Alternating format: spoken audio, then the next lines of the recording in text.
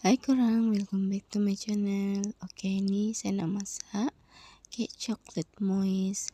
First korang masukkan telur, susu. Telur 2 biji, susu 1 cawan, serbuk koko hitam 1 cawan. Korang gaulkan biar sebati. Lepas tu korang masukkan 1 cawan minyak masak. And then masukkan 1 cawan gula.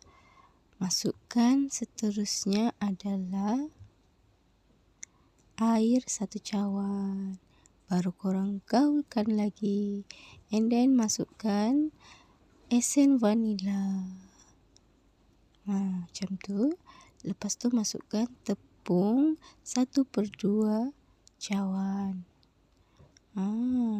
Barulah masukkan soda bikarbonat bersudu. Masukkan baking powder bersudu.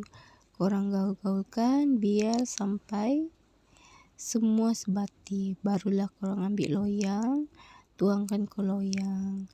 Lepas tu korang kukuslah. Kukus selama 45 minit ataupun 60 minit. Okey, dah masak dah kek kukus coklat moist kita. Sekarang saya nak buat pula topping dia. Okey, 1 cawan serbuk koko, susu pekat 1 cawan. Lepas tu saya guna susu full cream.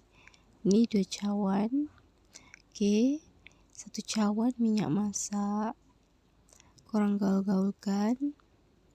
Masak sehingga likat pekat macam ni.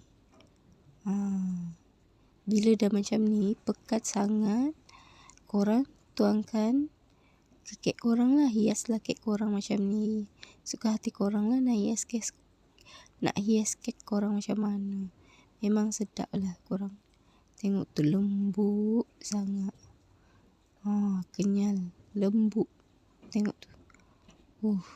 Keknya sangat sedap korang. Korang boleh try nak buat kek coklat moist. Okey korang, selamat mencuba. Jangan lupa subscribe channel saya, Cik Dadang.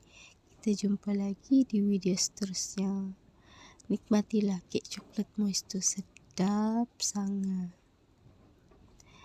Bye.